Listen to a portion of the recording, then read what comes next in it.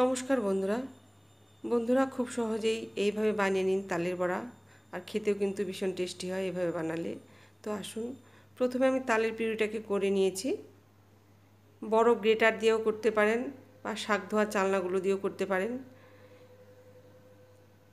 তার থেকে একটু আমি তুলে রেখেছি, পরে লাগলে আরও নেব। এবার দিয়ে দিলাম 1 বাটি ময়দা, হাফ বাটি সুজি আর 1 বাটি চিনি।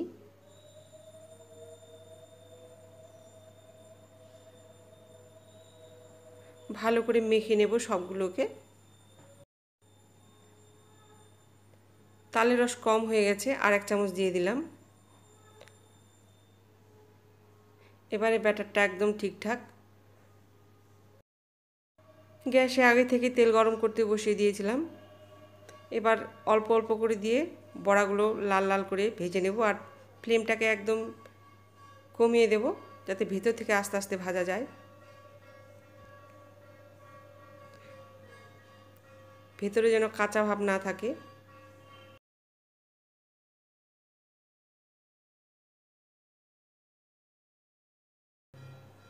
এইভাবে আমি সবগুলোকে ভেজে নেব।